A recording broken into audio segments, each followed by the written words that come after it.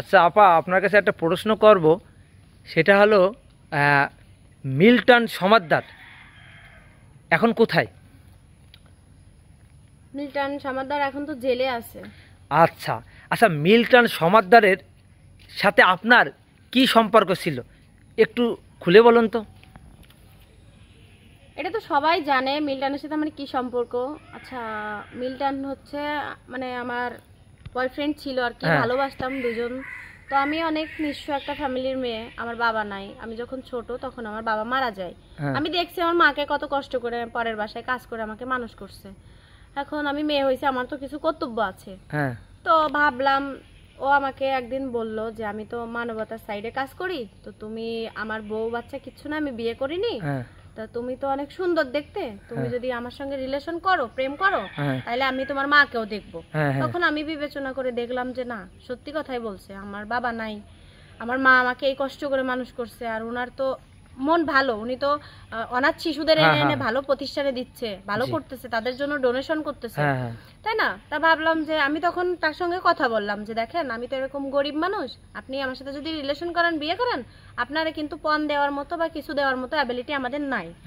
আমার এরকম একটা মা আছে। তখন সে সবকিছু শুনে টুনে বললো যে ঠিক আছে, আমাকে তুমি এত খারাপ মনে করো না, আমি তো একা, আমার বাবা মা লন্ডন থাকে, আমি এক বাপের এক ছেলে, তুমি আমার সঙ্গে রিলেশনে চলো, আমি তোমাকে বিয়ে করব, বিয়ে করে তোমার মাকেও আমাদের সাথে নিয়ে আসবো।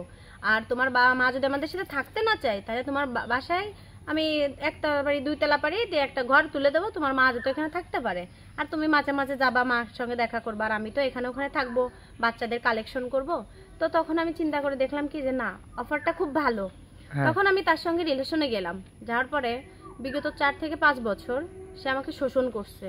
আমি বারবার তাকে বিয়ের জন্য বলি, আর সে বারবার বলে একটা কাজ আছে, জরুরি কাজ আছে, বেঁধে গেছি, কাজটা সমাধান করে আমি তোমাকে বিয়ে করবো এসে।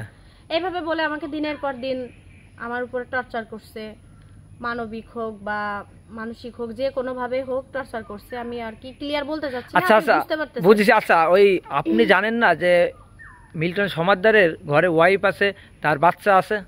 আমি এটা যখন জানতে পারছি তখন আমার আসলে কিছু করার ছিল না, আমি বিসর্জন দিয়ে দিছি আমার সবকিছু। এখন একটা মেয়ের কাছে তার তার ইজ্জতটাই মেন, তার সম্মানটাই মেন, আমি সেই সম্মানটাই তার কাছে দিয়ে দিছি। আচ্ছা, যে মানবতা ফেরিওয়ালার নাম, সে যে লক্ষ লক্ষ টাকা হাতিয়ে নিয়ে এই যে নেশা করতো, আপনি জানতেন না যে সে নেশা করতো?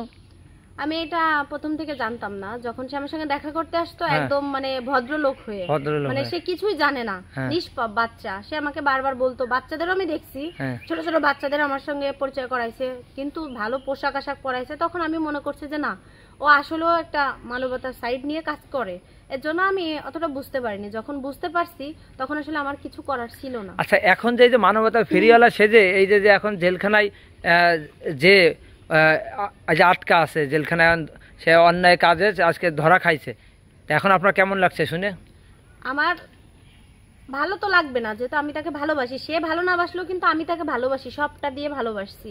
কিন্তু এটা জেনে ভালো লাগতেছে যে অনাথ যেসব শিশুরা ছিল, তাদের কিডনি পাচার করতো, ব্লাড পাচার করতো, তাই না, এগুলো থেকে তারা এখন মুক্তি। অবশ্যই ওই ব্যক্তিরা, ওই শয়তানটা জেলে আছে না, এই বাচ্চাগুলো, অনাথ বাচ্চাগুলো এখন প্রাণে বাঁচছে, ঠিক আছে, এর জন্য আমি খুশি। আর আমি সরকারকে এবং পুলিশকে ধন্যবাদ দিই যে এই ব্যক্তিটার কঠোর থেকে কঠোরতম শাস্তি হোক, আমি এই বিচারটা চাই। আচ্ছা আচ্ছা, ধন্যবাদ আপনাকে সত্য কথা বলার জন্য, ভালো থাকবেন।